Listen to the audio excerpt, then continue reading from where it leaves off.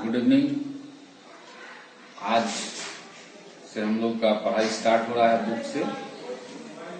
आज history subject है और फिजिक्स है। हिस्ट्री में हम लोग फर्स्ट क्वेश्चन पढ़ेंगे। जिनके पास बुक नहीं है, हिस्ट्री का पीडीएफ भेजा गया है। जिनके पास बुक नहीं है फिजिक्स का, उनको फिजिक्स का पीडीएफ भी भेजा गया है। उसको भी पढ़ सकते हो। रीडिंग करना है, रीडिंग करके कुछ क्वेश्चन आंसर उसमें बुक का लास्ट में होगा। जितना दूर तक पढ़ाई हो रहा है उतना दूर तक के अंदर का कुछ क्वेश्चन आंसर आपको बनाना है अपने से, और इसको कम से कम 2 बार रीडिंग करना है, ठीक है। और कुछ पीडीएफ हम भेजेंगे क्वेश्चन आंसर याद करने के लिए, वो तुम लोग याद करना। Okay, start. यूरोप में राष्ट्रवाद का उदय। यूरोप जो कि हमारे विश्व में एशिया, यूरोप 5 महादेश है, उसमें से एक महादेश का नाम है यूरोप। उसमें राष्ट्रवाद का उदय कैसे हुआ? 1847 में एक फ्रांसीसी कलाकार फ्रेडरिक सारियू ने 4 चित्रों की एक श्रृंखला बनाई। इनमें उसने सपनों का एक संसार रचा जो उसके शब्दों में जनतांत्रिक और सामाजिक गणतंत्रों से मिलकर बना। 1847 में क्या था? एक फ्रांसीसी कलाकार था जिसका नाम था फ्रेडरिक सारियू। वो 4 चित्र का एक श्रृंखला बनाया, मतलब 4 को चित्र लिया और उसका एक श्रृंखला बनाया, 1, 2, 3, 4। और इनमें उसने सपनों का एक संसार को रचा। सोचा कि वो उसका एक सपना है कि ऐसा ही हमारा पूरा विश्व जनतांत्रिक और सामाजिक गणतंत्रों से मिलकर बना था। वो कैसे बना था? जनतांत्रिक मतलब जनता के शासन के अनुसार, और समाज का गणतंत्र, समाज में एक साथ जो मिलकर लोग रहते उसके अनुसार मिलकर बना था। इस श्रृंखला के पहले चित्र में यूरोप और अमेरिका के लोग दिखाए गए हैं। सभी उम्र और सामाजिक वर्गों के स्त्री पुरुष एक लंबी कतार में स्वतंत्रता की प्रतिमा की वंदना करते हुए जा रहे हैं। एक चित्र दिया हुआ है यहाँ पे। उस चित्र में दिखाया गया है किस तरह से स्वतंत्रता की देवी है। उसको सभी वर्ग के लोग, गरीब, अमीर, बूढ़े, बुजुर्ग, जवान, बच्चे, स्त्री, पुरुष, सभी जो है उस प्रतिमा की क्या कर रहे हैं? वंदना कर रहे हैं। जैसे हम लोग भगवान की प्रार्थना करते हैं वैसे। आपको याद होगा कि फ्रांसीसी क्रांति के दौरान कलाकार स्वतंत्रता का महिला का रूप प्रदान किया करते थे। यहाँ भी आप ज्ञानोदय की मशाल को पहचान सकते हैं जो उसके एक हाथ में है और दूसरे में मनुष्य के अधिकारों का घोषणा पत्र। प्रतिमा के सामने जमीन पर निरंकुश संस्थानों के ध्वस्त अवशेष बिखरे हुए हैं। मतलब यहाँ पे दिखाया गया है कि किस प्रकार से स्वतंत्रता की देवी जो है यहाँ पे है, और कुछ बिखरे हुए जो उसका टूटा फूटा रूप है वो भी दिखाया गया है। प्रतिमा के सामने जमीन पर निरंकुश संस्थानों के ध्वस्त अवशेष। निरंकुश का मतलब जिस पर कोई अंकुश नहीं होता है, जिस पर कोई बंधन नहीं होता है, जो मतलब किसी का कुछ नहीं मानते हैं और वो उस पर शासन करते हैं, वैसे शासकों का यहाँ पर दिखाया गया है कैसे वो ध्वस्त हो गए, उनके अवशेष टूटे हुए। सारियू के कल्पनादर्श यानी यूटोपिया में दुनिया के लोग अलग राष्ट्रों के समूह में बटे हुए हैं जिनकी पहचान उनके कपड़ों और राष्ट्रीय पोशाकों से होती है। स्वतंत्रता की मूर्ति से कहीं आगे इस जुलूस का नेतृत्व कर रहे हैं संयुक्त राज्य अमेरिका और स्विट्जरलैंड जो तब तक राष्ट्र राज्य बन चुके थे। फ्रांस जो क्रांतिकारी तिरंगे से पहचाना जा सकता है। प्रतिमा के पास एक फ्रांस का झंडा है, उससे पहचाना जा सकता है कि फ्रांस है, अभी पहुंचा है। मतलब उससे पहले अमेरिका ये सब पहुंच चुका था क्योंकि वो लोग पहले ही स्वतंत्र हो चुका था। कौन? अमेरिका, स्विट्जरलैंड, ये सब। उसके पीछे जर्मनी के लोग हैं जो काला, लाल और सुनहरा झंडा थामे हैं। यह दिलचस्प है कि जिस समय सारियू ने यह छवि निर्मित की, जर्मन लोग तब तक एक संयुक्त राष्ट्र का हिस्सा नहीं बने थे। जो झंडा वे थामे हुए थे वह 1848 की उदारवादी उम्मीदों की अभिव्यक्ति है, जिनमें अनेक जर्मन भाषी रियासतों को एक प्रजातांत्रिक संविधान के अंतर्गत एक राष्ट्र राज्य में गठित करने की चाह थी। जर्मन लोगों के बाद ऑस्ट्रिया, 2 सिसिलियों की राजशाही, Lombardy, Poland, England, Ireland, Hungary और रूस के लोग हैं। ऊपर स्वर्ग से ईसा मसीह, संत और फरिश्ते इस दृश्य पर अपनी नजरें जमाए हुए हैं। चित्रकार ने उनका इस्तेमाल दुनिया के राष्ट्रों के बीच भाईचारे के प्रतीक के रूप में किया है। अभी जैसे तुम लोग रामायण या महाभारत देख रहे होगे पुराना, तो नीचे में कोई भी अगर भगवान श्री कृष्ण या राम जी का कोई कला होता है तो ऊपर से भगवान लोग फूल का बारिश करते हैं। जिस तरह से ठीक उसी ढंग से ये चित्र में दिखाया गया है कि जब स्वतंत्रता की देवी जो है उसको सभी जो वर्ग के लोग हैं पूजा कर रहे हैं, नमस्कार कर रहे हैं, नमन कर रहे हैं, आराधना कर रहे हैं, वंदना कर रहे हैं, तो ऊपर से ईसा मसीह और उनके दूत सब जो है आशीर्वाद दे रहे हैं। ठीक है, ठीक उसी तरह से ये चित्र में दिखाया गया है। इससे तुम लोग को महसूस होगा कि इसी तरह से पहले होता था। इस अध्याय में ऐसे कई विषय उठाए जाएंगे जिनकी काल्पनिक अभिव्यक्ति सारियों ने चित्र में की थी। 19वीं सदी के दौरान राष्ट्रवाद एक ऐसी ताकत बनकर उभरा जिसने यूरोप के राजनीतिक और मानसिक जगत में भारी परिवर्तन ला दिए। ये परिवर्तनों से अंततः यूरोप के बहुराष्ट्रीय वंशीय साम्राज्यों के स्थान पर राष्ट्र राज्य का उदय हुआ। यूरोप के लंबे समय से एक ऐसे आधुनिक राज्य की गतिविधियां और विचार विकसित हो रहे थे जिसमें स्पष्ट रूप से परिभाषित क्षेत्र पर प्रभुसत्ता एक केंद्रीय शक्ति की थी। लेकिन राष्ट्र राज्य में न केवल उसके शासकों बल्कि उसके अधिकांश नागरिकों में एक साझा पहचान का भाव और साझा इतिहास या विरासत की भावना थी। साझेपन की यह भावना अनंत काल से नहीं थी, यह संघर्षों और नेताओं तथा आम लोगों की सरगर्मियों से निर्मित हुई थी।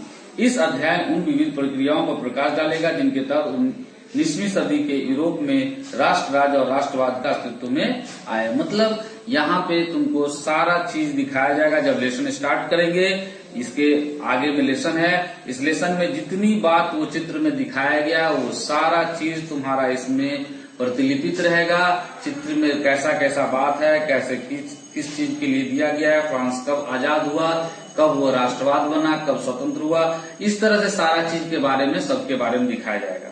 ठीक है, इसके बगल में छोटा छोटा ब्रैकेट में कुछ कुछ नए शब्द और उसका परिभाषा दिया हुआ है समझा के, उसको आपको पढ़ना है खुद। ठीक है, अब आते हैं हम लोग फ्रांसीसी क्रांति और राष्ट्र विचार। फ्रांस में जो क्रांति हुआ और राष्ट्र का जो विचार बना उस पर हम लोग चर्चा करते हैं।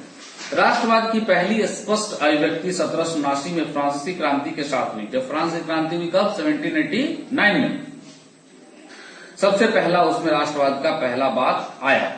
जैसा कि आपको याद होगा कि 1779 में फ्रांस एक ऐसा राज्य था जिसके संपूर्ण भूभाग पर एक निरंकुश राजा का आधिपत्य था। मतलब 1779 में फ्रांस कैसा था? एक ऐसा राज्य था जहां पे निरंकुश का मतलब ही होता है जिस पर कोई अंकुश न लगा हो। जैसे तुम लोग को पता होगा अभी रामायण चल रहा है तो रावण देखे होगे जिस पर कोई अंकुश नहीं था, वह जो चाहेगा सो करेगा।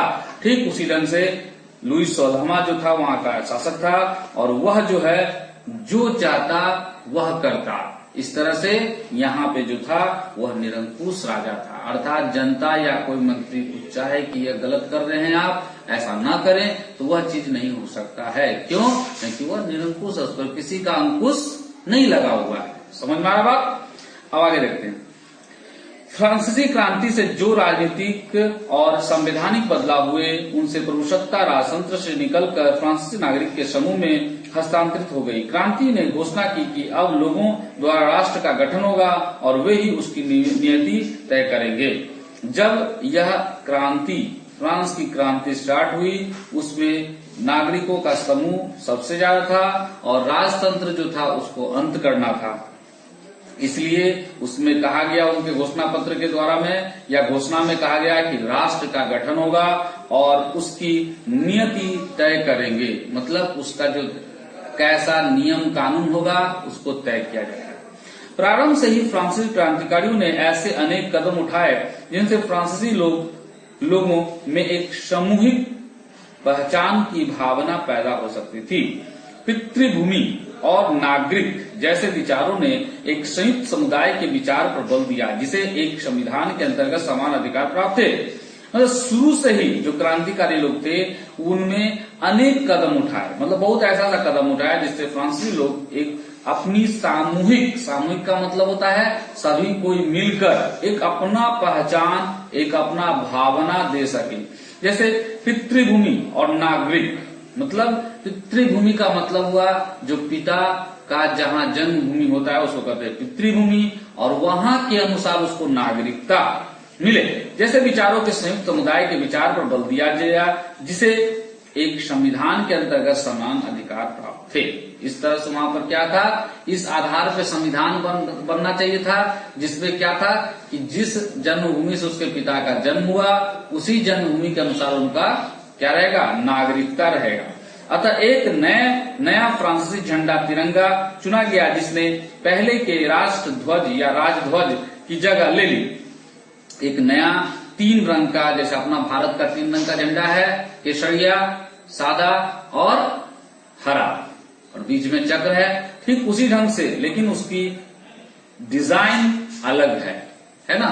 और उस डिजाइन के अनुसार वहां का राजध्वज बनाया गया, और स्टेट जनरल का चुनाव सक्रिय नागरिकों के समूह द्वारा किया जाने लगा। वहां पे जो स्टेट जनरल, स्टेट क्या होता है, जैसे हमारा भारत एक देश है, भारत का छोटा छोटा एक स्टेट है ना, उस तरह से वहां फ्रांस एक राज्य है, यानी देश। विश्व स्तर पर जब आते हैं तो किसी देश को राज्य कहा जाता है, ठीक है। तो फ्रांस एक देश है और उस देश को राज्य भी कह सकते हैं विश्व स्तर पे। उस राज्य का छोटा छोटा राष्ट्र को स्टेट कहा जाता है। तो वह स्टेट जनरल का चुनाव सक्रिय नागरिकों के समूह द्वारा किया जाने लगा। उसका नाम बदलकर नेशनल असेंबली कर दिया गया, और जो चुनाव होता था उस समूह को क्या कहा जाने लगा, नेशनल असेंबली। नई स्तुतियां रची गई, शपथें ली गई, शहीदों का गुणगान हुआ, और यह सब राष्ट्र के नाम पर हुआ। एक केंद्रीय प्रशासनिक व्यवस्था लागू की गई, जिसने अपने भूभाग में रहने वाले सभी नागरिकों के लिए समान कानून बनाए। एक क्या बोला, केंद्रीय प्रशासनिक व्यवस्था लागू हुआ। जैसे हम लोगों का सारा चीज सेंट्रल से होता है, सेंट्रल में हमारे प्रधानमंत्री है, राष्ट्रपति है ना, वित्त मंत्री है, सब उसी तरह से यहाँ पे भी सेंट्रल कानून बना, और वहां से ही सब कुछ कानून को लागू करने के लिए बनाया गया। आंतरिक आयात निर्यात शुल्क समाप्त कर दिए गए।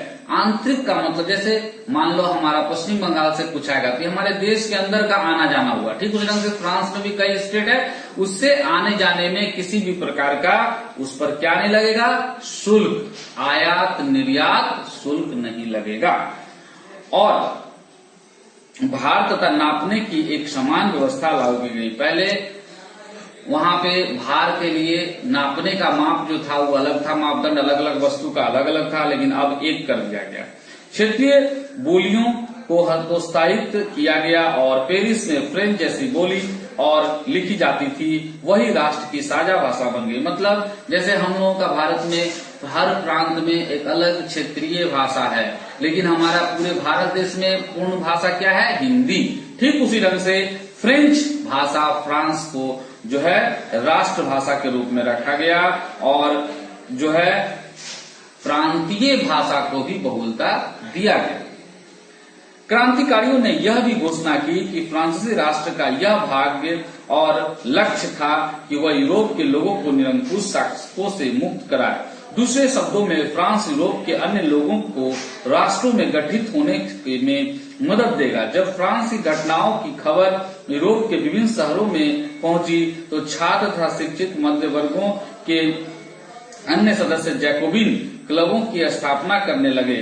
उनकी गतिविधियों और अभियानों ने उन फ्रेंच सेनाओं के लिए रास्ता तैयार किया जो 1790 के दशक में हॉलैंड, बेल्जियम, स्विट्जरलैंड और इटली के बड़े इलाकों में घुसी।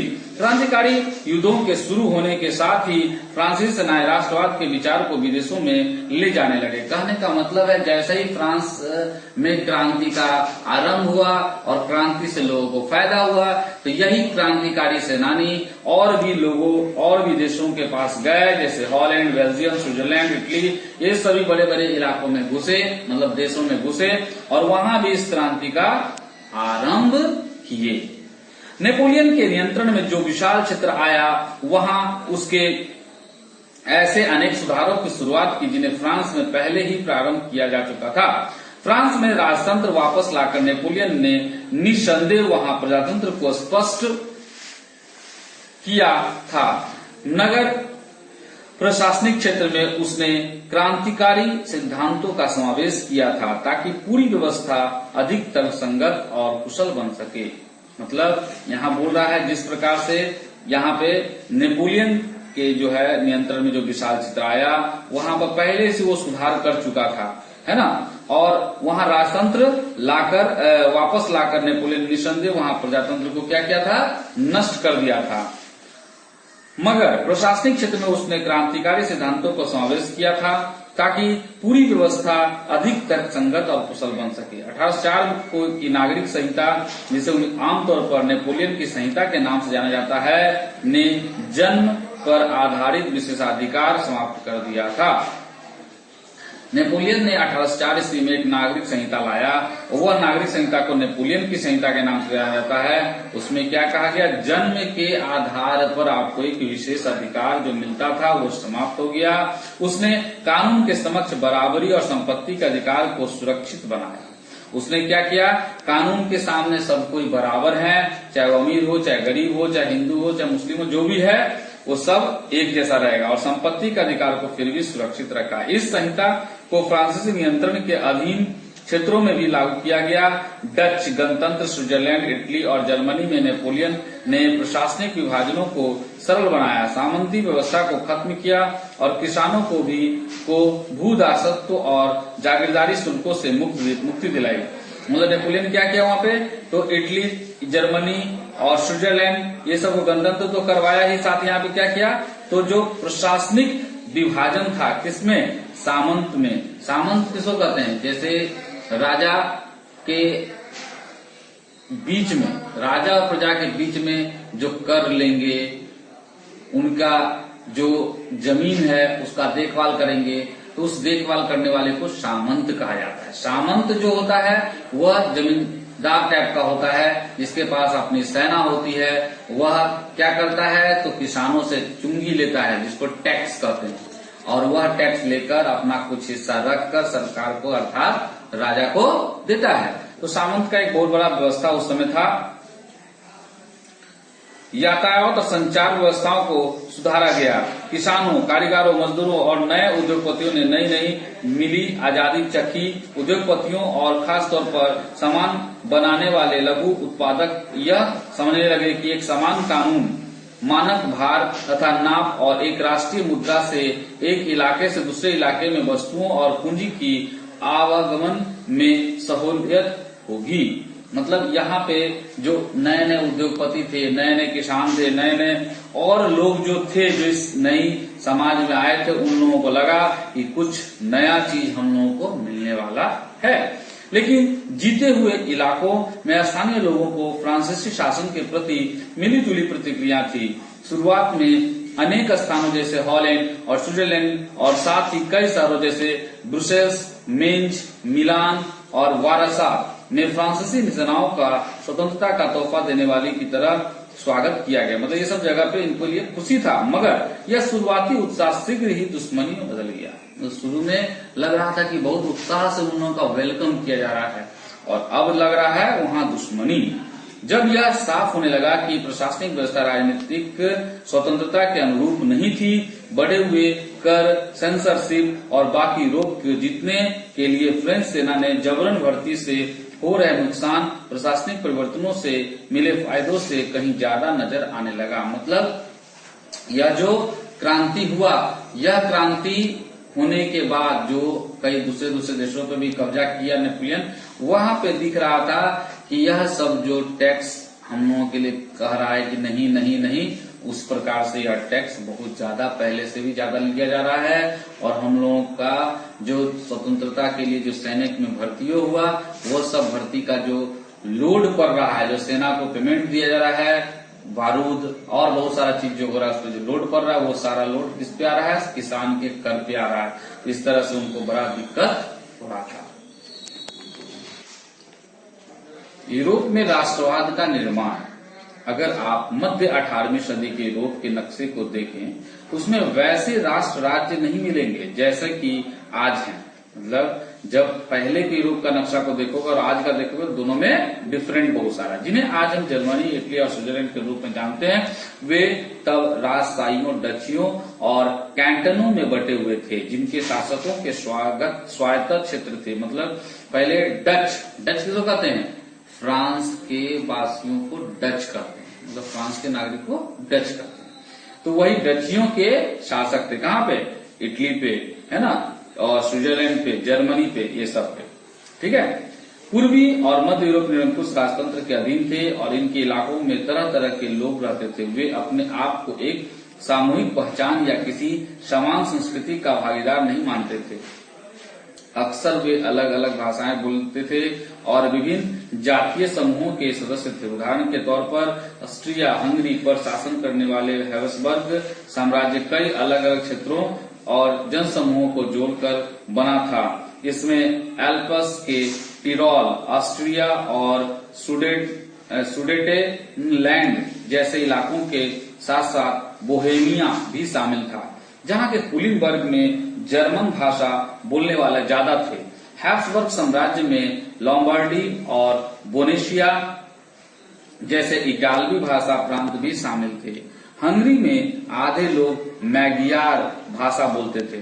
हंगरी में ज्यादातर लोग कौन सा भाषा बोलते थे, मैगियार, जबकि बाकी लोग विभिन्न बोलियों का इस्तेमाल करते थे।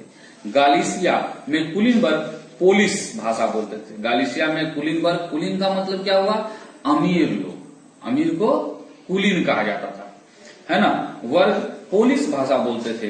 इन प्रभावशाली समूहों के अलावा हैब्सबर्ग साम्राज्य की सीमा रेखाओं के भीतर भारी संख्या में खेती करने वाले लोग अधीन अवस्था में रहते थे। जैसे उत्तर में बोहेमियन और स्लोवाक, कार्नियोला में स्लोवेनस, दक्षिण में क्रोएट तथा पूर्व की तरफ ट्रांसिल्वेनिया में रहने वाले रोमन लोग। ऐसे फर्क राजनीतिक एकता को आसानी से बढ़ावा देने वाला नहीं था। इन तरह तरह के समूहों को आपस में बांधने वाला तत्व केवल सम्राट के प्रति सबकी निष्ठा थी। मतलब इन सब में अलगावपन था, सब अलग अलग क्षेत्र, अलग अलग भाषा, अलग अलग जाति वर्ग के लोग थे, लेकिन उन सब में एक था निष्ठा, क्या, हमारा राजा एक है। मतलब सब सम्राट के प्रति ही निष्ठा यानी विश्वास रखते थे। जैसे आज हम लोग सब अलग अलग क्षेत्र में रहते हैं भारत में, कोई बिहार, कोई तमिलनाडु, कोई कहीं पे किसी भी प्रांत में आदिवासी क्षेत्र में भी लोग रहते हैं, और लेकिन सबका प्रशासन किसका है, हमारे राष्ट्रपति और प्रधानमंत्री का। आज हमारे यहाँ किसी प्रकार का प्रॉब्लम आ रहा है तो वहां से सारा प्रॉब्लम को देखा जा रहा है ना। तो यही अनेकता में एकता था वहां पे। राष्ट्रवाद और राष्ट्र राज्य का विचार कैसे उभरा देखा जाए। कुलीन वर्ग और नया मध्य वर्ग। सामाजिक और राजनीतिक रूप से जमीन का मालिक कुलीन वर्ग यूरोपीय महाद्वीप का सबसे प्रभुत्वशाली वर्ग था। सामाजिक और राजनीतिक रूप में जमीन का मालिक कौन था, मूलतः कुलीन वर्ग। कुलीन मतलब बताया दी, अमीर लोग, जो उस समय के अमीर थे उसको कुलीन कहते थे। यूरोपीय महाद्वीप का सबसे प्रभावी से बंधे हुए थे, जो क्षेत्रीय विभाजनों के आर पार व्याप्त थी। वे ग्रामीण इलाकों में ज्यादातर जायदाद और शहरी हवेलियों के मालिक थे। वे ग्रामीण इलाके में क्या थे, जायदाद और शहरी हवेलियों के भी मालिक थे। राजनीतिक कार्यों के लिए तथा उच्च वर्गों के बीच वे फ्रेंच भाषा का प्रयोग करते थे। मतलब राजनीतिक कार्य में और जो उच्च वर्ग के लोग होते थे उनके साथ भाषा कौन सा प्रयोग करते थे, फ्रेंच। उनके परिवार अक्सर वैवाहिक बंधनों से आपस में जुड़े होते थे। मतलब उन लोग आखिर में सारा जो था तुम्हारा कुलीन वर्ग आपस में जुड़े हुए थे। कैसे, तो वैवाहिक बंधन, जिसको कहते हैं विवाह करके, है ना। मगर यह शक्तिशाली कुलीन वर्ग संख्या के लिहाज से एक छोटा समूह था। जनसंख्या के अधिकांश लोग कृषक थे। जनसंख्या का अधिकांश लोग क्या थे, कृषक। पश्चिम से ज्यादातर जमीन पर किराएदार और छोटे काश्तकार खेती करते थे। जनसंख्या का अधिकांश लोग क्या थे, खेती करने वाले कृषक। और उसके बाद क्या थे भाई, पश्चिम में ज्यादातर जमीन पर किराएदार जैसे हम लोग मकान भाड़ा में लेकर रहते हैं, वैसे जमीन को किराए में लेकर उस पर खेती बाड़ी करते हैं। और छोटे काश्तकार खेती करते थे। और छोटे छोटे काश्तकार जो खेती करते थे भाड़ा में रखकर नहीं, मतलब वो सिर्फ उनका खेती करेंगे बस, उनका खेत भी भाड़ा में नहीं है। जबकि पूर्वी और मध्य यूरोप भूमि विशाल जागीरों में बटी हुई थी, जिस पर भूदास खेती करते थे। भूदास का मतलब दास, जिसको नौकर कहते हैं, जो सिर्फ खाना खाएगा बस हो गया, वो भी शायद मिले या न मिले। पश्चिमी और मध्य यूरोपीय हिस्सों में औद्योगिक उत्पादन और व्यापार में वृद्धि से शहरों का विकास और वाणिज्यिक वर्गों का उदय हुआ, जिनका अस्तित्व बाजार के लिए उत्पादन पर टिका था। इंग्लैंड में औद्योगिकरण 18वीं सदी के दूसरे भाग में आरंभ हुआ, लेकिन फ्रांस और जर्मनी के राज्यों के कुछ हिस्सों में यह 19वीं शताब्दी के दौरान ही हुआ। इस प्रक्रिया के फलस्वरूप नए सामाजिक समूह अस्तित्व में आए। श्रमिक वर्ग के लोग और मध्य वर्ग जो और उद्योगपतियों, व्यापारियों और सेवा क्षेत्र के लोगों से बने। मध्य और पूर्वी यूरोपों में इन समूहों का आकार 19वीं सदी के अंतिम दशकों तक छोटा था। कुलीन विशेषाधिकारियों की समाप्ति के बाद शिक्षित और उदारवादी मध्य वर्गों के बीच ही राष्ट्रीय एकता के विचार लोकप्रिय हुए। मतलब यहाँ पे यह सारा चीज होने के बाद जब इंग्लैंड में औद्योगिकरण आया 18वीं सदी में, तो दूसरे भाग में आरंभ हुआ, लेकिन फ्रांस और जर्मनी के राज्यों के कुछ हिस्सों में 19वीं सदी के दौरान यह औद्योगिकरण आया। इस प्रक्रिया के फलस्वरूप क्या हुआ, तो सामाजिक समूह अस्तित्व में आए। जो समाज में कई समूह थे वो आए सामने। श्रमिक वर्ग के लोग, मध्य वर्ग के लोग। मध्य वर्ग में कौन थे, जो उद्योगपति, व्यापारी और सेवा क्षेत्र। सेवा क्षेत्र में आते हैं कौन, जैसे कोई नौकरी में है, रेल में है, कोई बैंक में है, कोई आईएएस है, कोई आईपीएस है, मतलब जैसा पोस्ट में है। तो ये सेवा क्षेत्र वाले सब क्या हुए, वकील, ये सब जितने हैं क्या आएगा, सेवा क्षेत्र में। अच्छा, मध्य और पूर्वी यूरोप में इन समूहों का आकार 19वीं सदी के अंतिम दशकों तक छोटा था। मतलब मध्य और पूर्वी यूरोप के समूह तक क्या था, पूरा इसका आकार छोटा। कुलीन विशेषाधिकार की समाप्ति के बाद उसके धीरे धीरे क्या हुआ, अमीरों का जो विशेष अधिकार था उसको समाप्त कर दिया, जो नेपोलियन वहां रखा था, है ना, उसको। उसके बाद शिक्षित और उदारवादी मध्य वर्गों के बीच ही राष्ट्रीय एकता के विचार लोकप्रिय हुए। और उसके बाद बोल रहा है, कुलीन का जब विशेषाधिकार समाप्त हुआ तब उदारवादी मध्य वर्गों के बीच राष्ट्रीय एकता का भावना आया। उदारवादी राष्ट्रवाद के क्या मायने थे। जो उदारवादी आया वो उदारवादी राष्ट्रवाद को क्या समझते थे उसके बारे में देखा जाए।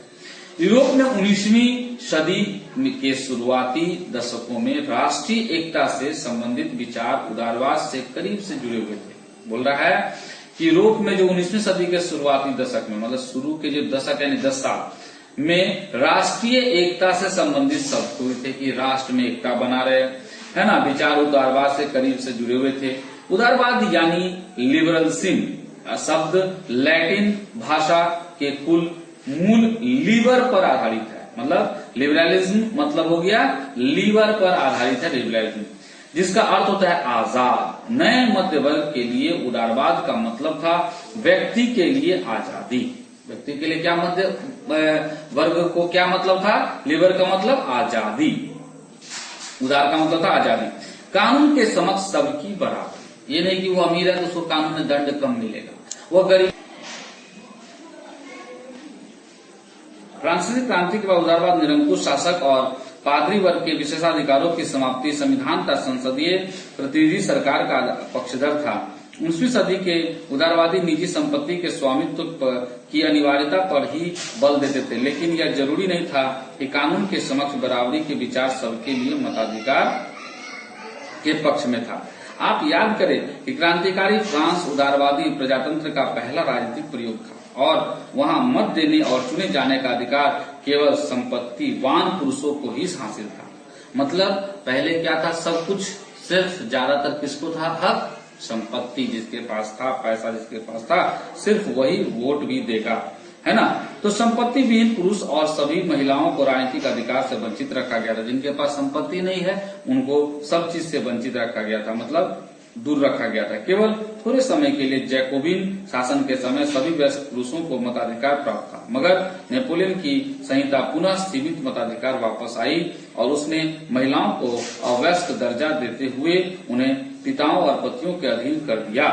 मतलब महिलाओं को क्या दिया, अवयस्क। मतलब व्यस्क मतलब होता है 18 साल के बच्चे, और महिला को क्या बोला गया, अवयस्क है, इसलिए इसको किसके अधीन रखा जाएगा, तो पिता और पति। जब तक वह व्यस्क, जब तक शादी नहीं हुआ तब तक अवयस्क है, पिता के अधीन रहेगी, और जैसे ही शादी हो जाएगा तो पति के अधीन रहेगी। संपूर्ण 19वीं सदी तथा 20वीं सदी के आरंभिक वर्षों में महिलाओं और संपत्ति विहीन पुरुषों ने समान राजनीतिक अधिकारों की मांग करते हुए विरोध आंदोलन कराया और महिला और जिनके पास संपत्ति नहीं है वो लोग सब मिलकर क्या हुए, एक आंदोलन किया, जिसके लिए क्योंकि उनको अधिकार नहीं दिया गया था। आर्थिक क्षेत्र में उदारवाद, बाजारों की मुक्ति और चीजों तथा पूंजी के आवागमन पर राज्य द्वारा लगाए गए नियंत्रणों को खत्म करने के पक्ष में था। 19वीं सदी के दौरान उभरते हुए मध्य वर्गों की यह जोरदार मांग थी। आइए हम 19वीं सदी के पहले भाग में जर्मनी भाषी इलाकों का उदाहरण लें। नेपोलियन के प्रशासनिक कदमों से अनगिनत छोटे प्रदेशों से 39 राज्यों का एक महासंघ बना। इनमें से प्रत्येक की अपनी मुद्रा और नापतोल प्रणाली थी। 1833 में हेवन और न्यूरेमबर्ग जाकर अपना माल बेचने वाले व्यापारी को 11 सीमा शुल्क नाकों से गुजरना पड़ता था और हर बार लगभग 5% सीमा शुल्क देना पड़ता था। कहने का मतलब है जैसे अगर कोई व्यक्ति को किसी दूसरे जगह दूसरे देश में जाकर या अपना पहले तो फ्रांस से बहुत सारा राज्य था तो उन सब को दूसरे देश में जाकर अगर बेचना है तो उसको प्रत्येक क्षेत्र में जाकर हर क्षेत्र को सीमा पार करेगा, हर बार 5% टैक्स उसको देना पड़ेगा। इससे क्या होता था, उसको किसी भी वस्तु का सामान का दाम ज्यादा रखना पड़ता था क्योंकि सीमा शुल्क अगर वो देगा तो बेचेगा तो उसको प्रॉफिट भी उस आधार पर मिलना चाहिए। तो इसके आधार पर उसको बहुत ज्यादा घाटा लगता था। शुल्क अक्सर वस्तुओं का वजन या आकार के अनुसार लगाया था। शुल्क कैसा लगता था, उसके वजन और उसके आकार के अनुसार, क्योंकि हर क्षेत्र की अपनी नापतोल व्यवस्था थी, क्योंकि सब जगह पर नापतोल की व्यवस्था अलग अलग थी। अभी हमारे देश में हम अगर यहाँ पर 1 पाउंड केक लेते हैं तो जितना ग्राम का होगा उतना ही केरल में लेंगे, उतना ही असम में लेंगे, उतना ही गुजरात में लेंगे तो होगा, है ना। तो क्षेत्र अलग होने से उसकी मापतोल बदलती नहीं है, लेकिन पहले ऐसा नहीं था फ्रांस में। मसलन कपड़े को नापने के पैमाने LA था जिसकी लंबाई जगह बदलने के साथ घटती बढ़ती थी। अगर 1 L कपड़ा फ्रैंकफर्ट में खरीदा जाता तो 54.7 सेंटीमीटर मिलता। सोचो 1 L कपड़ा अगर हम लेते कहाँ हो गया, अगर 1 L कपड़ा फ्रैंकफर्ट में खरीदा जाता तो 54.7 सेंटीमीटर मिलता मेंज में। मतलब L में अगर हम लेते 54.7 सेंटीमीटर तो मेंज में मिलता 55.1 सेंटीमीटर। न्यूरेमबर्ग में वही मिलता 65.6 सेंटीमीटर और फ्राइबर्ग में मिलता 53.5 सेंटीमीटर। इस तरह से लंबाई का सब जगह अलग अलग था। नए वाणिज्यिक वर्ग ऐसी परिस्थितियों को आर्थिक विनिमय और विकास में बाधक मानते हुए एक ऐसे एकीकृत आर्थिक क्षेत्र के निर्माण के पक्ष में तर्क दे रहा था जहां वस्तुओं, लोग और पूंजी का आवागमन बाधा रहित हो। मतलब नया वाणिज्यिक वर्ग, मतलब जो अभी के जो दुकानदार या जो भी मतलब वाणिज्य करने वाले, व्यापार करने वाले थे, उनकी परिस्थिति जो था आर्थिक विनिमय का, इसके अनुसार देखा कि यह जो है बाधक है, रुकावट है विनिमय में, मतलब व्यापार में। तो इसको सबको एकीकृत कर आर्थिक क्षेत्र का निर्माण के पक्ष में तर्क दे रहे थे, जहां वस्तुओं का लोग, पूंजी आवागमन अबाधित था, जहां लोग न जा सकते थे, आ जाते समय बाधा था। 1834 में प्रशा की पहल पर एक शुल्क संघ जॉलवेराइन स्थापित किया गया जिसमें अधिकांश जर्मन राज्य शामिल हो गए। एक नया प्रकार का टैक्स निकाला गया जिसका नाम था जॉलवेराइन, जिसमें जर्मनी के ज्यादातर राज्य शामिल हो गए। इस संघ ने शुल्क अवरोध को समाप्त कर दिया और मुद्राओं की संख्या 2 कर दी, जो उससे पहले 30 से ऊपर थी। इसके अलावा रेलवे के जाल ने गतिशीलता बढ़ाई और आर्थिक हितों को राष्ट्रीय एकीकरण का सहायता बनाया। उस समय पनप रही व्यापक राष्ट्रवादी भावनाओं को आर्थिक राष्ट्रवाद की लहर ने मजबूत बनाया और उसके बाद क्या किया, पूरे राष्ट्रवादी जो आंदोलन चल रहा था उसमें आर्थिक रूप में भी राष्ट्रवाद आगे बढ़ा। अब देखते हैं 1815 के बाद एक नया रूढ़िवाद। 1815 में नेपोलियन की हार के बाद, जब नेपोलियन हार गया, उसके बाद यूरोपीय सरकार रूढ़िवाद की भावना से प्रेरित थी। रूढ़िवाद मतलब क्या होता है, जिसका कोई तर्क नहीं दिया जाता है, मतलब जो जैसे मन तैसे चल रहा है। लोग दंत कथित के द्वारा रूढ़िवादी मानते थे कि राज्य और समाज के स्थापित पारंपरिक संस्थाएं जैसे राजतंत्र, चर्च, सामाजिक ऊंच नीच, संपत्ति और परिवार को बनाए रखना चाहिए। मतलब वो चाहते थे रूढ़िवादी क्या, ये सब चीज रहना चाहिए। फिर भी अधिकतर रूढ़िवादी लोग क्रांति से पहले के दौर में वापस नहीं चाहते थे। वापसी नहीं चाहते थे, क्यों? क्योंकि चाहते थे कि अगर आ जाएंगे तो फिर हम लोग को सबका जो रुतबा है खत्म हो जाएगा। नेपोलियन द्वारा शुरू किया गया परिवर्तन से उन्होंने यह जान लिया था कि आधुनिकीकरण राजतंत्र जैसी पारंपरिक संस्थाओं को मजबूत बनाने में सक्षम था। वह राज्य की ताकत को ज्यादा कारगर और मजबूत बना सकता था। एक आधुनिक सेना, कुशल नौकरशाही, गतिशील अर्थव्यवस्था, सामंतवाद और भूदासत्व की समाप्ति यूरोप के निरंकुश राजतंत्रों को शक्ति प्रदान कर सकते थे। मतलब इस तरह से यहाँ पे जब देखा गया कि राजतंत्र जैसी पारंपरिक संस्थाओं को अगर मजबूत बनाना है तो जैसे पहले नेपोलियन चला रहा था उस तरह चलना चाहिए। लेकिन अगर राज्य का ताकत ज्यादा और बढ़ाने के लिए क्या करना होगा, जो भी नया आधुनिक सेना है, कुशल नौकरशाह होना चाहिए, गतिशील अर्थव्यवस्था होना चाहिए, सामंतवाद और भूदासत्व को समाप्त करना चाहिए। सामंत लोग क्या करते थे, चुंगी ज्यादा लेते थे और उसमें कुछ प्रतिशत राज्य सरकार को भेजते थे, मतलब राजा के पास भेजते थे। और जो दास प्रथा था उसको समाप्त करना, यह सब होगा तब जाकर राजतंत्र ज्यादा आगे शक्तिशाली बनेगा। 1815 के ब्रिटेन, रूस, प्रशा और ऑस्ट्रिया जैसी यूरोपीय शक्तियों जिन्होंने मिलकर नेपोलियन को हराया था के प्रतिनिधि यूरोप के लिए एक समझौता तैयार करने के लिए वियना में मिले। इस सम्मेलन की मेजबानी ऑस्ट्रिया के चांसलर ड्यूक मेटरनिक ने की। इसमें प्रतिनिधियों ने 1815 की वियना संधि तैयार की, जिसका उद्देश्य उन कई सारे बदलावों को खत्म करना था जो नेपोलियाई युद्धों के दौरान हुए थे। फ्रांसीसी क्रांति के दौरान हटाए गए बुर्बों वंश के सत्ता में बहाल किया गया और फ्रांस ने उन इलाकों को खो दिया जिन पर कब्जा उसने नेपोलियन के अधीन किया गया था। फ्रांस बहुत सारे क्षेत्र में जहां पे वो कब्जा करके रखा था, अपना शासन चला रहा था, वो सब क्षेत्र सब क्या हो गया, उसके हाथ से धीरे धीरे निकल रहा था। फ्रांस की सीमाओं पर कई राज्य कायम कर दिए गए ताकि भविष्य में फ्रांस विस्तार न कर सके। फ्रांस के सीमा पर क्या कर दिया गया, बहुत सारा राज्य आया और उसके बाद उस पर ऐसा नियम लगा दिया गया कि फ्रांस फिर से विस्तार न कर सके। उत्तर में नीदरलैंड का राज्य स्थापित किया जिसमें बेल्जियम शामिल था और दक्षिण में पिडमॉन्ट में जेनोआ जोड़ दिया गया।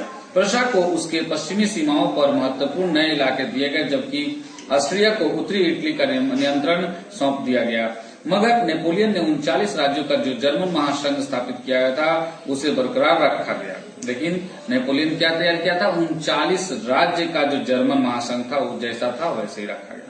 पूर्व में रूस को पोलैंड का एक हिस्सा दिया गया, जबकि प्रशा को सैक्सनी का एक हिस्सा प्रदान किया गया। इस सब का मुख्य उद्देश्य उन राजतंत्रों की बहाली था जिन्हें नेपोलियन ने बर्खास्त कर दिया था। साथ ही यूरोप में एक नई रूढ़िवादी व्यवस्था कायम करने का लक्ष्य भी रखा। एक नया रूढ़िवादी आएगा, एक नया व्यवस्था रखा जाएगा जिसमें बहुत सारा चीज था पुराना और बहुत सारा चीज नया रहेगा। 1815 में स्थापित रूढ़िवादी शासन व्यवस्था निरंकुश थी। वे आलोचना और असहमति बर्दाश्त नहीं करती थी और उन्होंने उन गतिविधियों को दबाना चाहा जो निरंकुश सरकारों को वैधता पर सवाल उठाती थी। ज्यादातर सरकारों ने सेंसरशिप के नियम बनाए जिनका उद्देश्य अखबारों, किताबों, नाटकों और गीतों में व्यक्त उन बातों पर नियंत्रण लगाना था जिनमें फ्रांसीसी क्रांति से जुड़े स्वतंत्रता और मुक्ति के विचार झलकते थे। लेकिन फिर भी फ्रांसीसी क्रांति की स्मृति उदारवादियों को लगातार प्रेरित कर रही थी। नई रूढ़िवादी व्यवस्था के आलोचक उदारवादी राष्ट्रवादियों द्वारा उठाया गया एक मुख्य मुद्दा था प्रेस की आजादी। कहने का अर्थ यह था, यहाँ सबसे बड़ा बात था जो किताब, अखबार और भी सारा चीज जो लिखित बात जो होता था जिस पर लोग को नाटक, गीत, इस सब पर रोक लगाया गया था, उस पर बहुत नियंत्रण लगाया था, उस सब पर धीरे धीरे उसकी आजादी करवाना था ताकि उनको आजाद मिलेगा तो जाके हमारे लिए स्वतंत्र बात उसमें लिखा हुआ हमको मिलेगा। 1815 क्रांतिकारी 1815 के बाद के वर्षों में दमन के भय में अनेक उदारवादी राष्ट्रवादियों को भूमिगत कर दिया। बहुत सारे यूरोपीय राज्यों में क्रांतिकारियों को प्रशिक्षण देने और विचारों का प्रसार करने के लिए गुप्त संगठन उभर आए। उस समय क्रांतिकारी होने का मतलब उन राजतंत्रीय व्यवस्थाओं का विरोध करने से था जो वियना कांग्रेस के बाद स्थापित की गई थी। साथ ही स्वतंत्रता और मुक्ति के लिए प्रतिबद्ध होना और संघर्ष करना क्रांतिकारी होने के लिए जरूरी था। ज्यादातर क्रांतिकारी राष्ट्र राज्यों की स्थापना को आजादी के इस संघर्ष का अनिवार्य हिस्सा मानते थे। मतलब 1815 के बाद जो वर्ष का दमन हुआ, जो देश का जो इधर उधर हुआ, उन सभी को भूमिगत कर दिया गया। किसको? जो उदारवादी राष्ट्रवादी थे, जो उनको भूमिगत का मतलब जिसको हम लोग कहते हैं ना अंडरग्राउंड कर देना, वही अंडरग्राउंड कर दिया।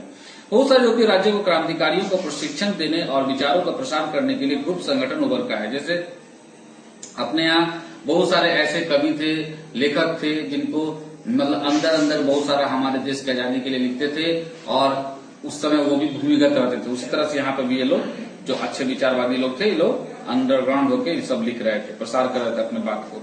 उस समय क्रांतिकारी होने का मतलब उन राजतंत्रीय व्यवस्था का विरोध करने से था जो वियना कांग्रेस के बाद स्थापित की गई थी। वियना जो कांग्रेस का मतलब होता है कॉन्फ्रेंस का मतलब हुआ मीटिंग। उस मीटिंग वियना में जो मीटिंग हुआ था, उस मीटिंग के बाद अगर कोई भी अगर राजतंत्र की व्यवस्था का विरोध करता है, इसका मतलब हो गया कि उसको दंड दिया जाएगा, है ना। तो साथ ही स्वतंत्रता और मुक्ति के लिए प्रतिबद्ध होना और संघर्ष करना क्रांतिकारी होने के लिए जरूरी था। ज्यादातर क्रांतिकारी राष्ट्र राज्यों की स्थापना को आजादी के इस संघर्ष का अनिवार्य हिस्सा मानता। ज्यादातर जो क्रांतिकारी थे वो लोग अपने आप को क्या मानते थे, यह राष्ट्र राज्य की जो स्थापना हुई आजादी के लिए ही हुआ। ऐसे ही वो व्यक्ति था इटली का क्रांतिकारी ज्यूसेप्पी मैस्नी। उसका जन्म 1860 में जेनोवा में हुआ था और वह कार्बोनारी के गुप्त संगठन का सदस्य बन गया। जो कार्बोनारी गुप्त संगठन था, जो अंडरग्राउंड होकर बहुत सारी चीज चला रहा था, उसका एक सदस्य बना। कौन? मैस्नी, है ना। 24 साल की युवावस्था में लिगुरिया में क्रांति करने के लिए उसे बहिष्कृत कर दिया गया। तत्पश्चात उसने 2 और भूमिगत संगठनों की स्थापना की। मतलब नेस्ले क्या किया, तो जब उसको लिगुरिया की क्रांति के लिए उसको बहिष्कृत मतलब उसको निकाल दिया गया, तब क्या किया वो, फिर 2 और भूमिगत संगठन बनाया। पहला था मार्सेई में यंग इटली और दूसरा बर्न में यंग यूरोप, जिसका सदस्य पोलैंड, फ्रांस, इटली और जर्मन राज्य में समान विचार रखने वाले युवा थे। मतलब जो उनके जैसा विचार रखने वाला युवा लोग उसका शामिल हो गया। मैस्नी का विश्वास था कि ईश्वर की मर्जी के अनुसार राष्ट्र ही मनुष्य की प्रकृति की इकाई थी, अतः इटली छोटे राज्य और प्रदेशों के पाबंदों की तरह नहीं रह सकता था। उसे जोड़कर राष्ट्रों के व्यापक गठबंधन के अंदर एकीकृत गणतंत्र बनाना था। मैस्नी का क्या कहना था कि कोई राष्ट्र अकेले अगर रहता है छोटा छोटा, तो उस पर कोई भी हमला करके कुछ भी कर सकता है। अगर ये एक साथ मिलकर रहेगा, इसको कोई कुछ नहीं कर सकता। इसलिए उसको क्या करना था, सही पाबंदों को हटाकर उनको जोड़कर रखना। उसे जोड़कर राष्ट्रों का व्यापक गठबंधन के अंदर एकीकृत गणतंत्र बनाना ही था।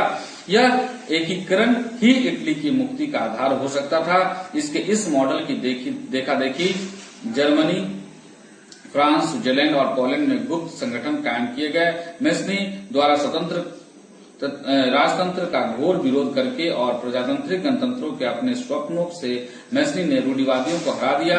मेटरनिक ने उसे हमारी सामाजिक व्यवस्था का सबसे खतरनाक दुश्मन बताया। मेटरनिक क्या बोला, जो उस समय का सामाजिक व्यवस्था उसका सबसे बड़ा दुश्मन कौन था, मैस्नी, और वह प्रजातंत्र लाया, यानी राजतंत्र को हटा के जनता द्वारा चुना गया शासन को लाया। ठीक है, इसके बाद हम लोग अगला हफ्ता पढ़ेंगे।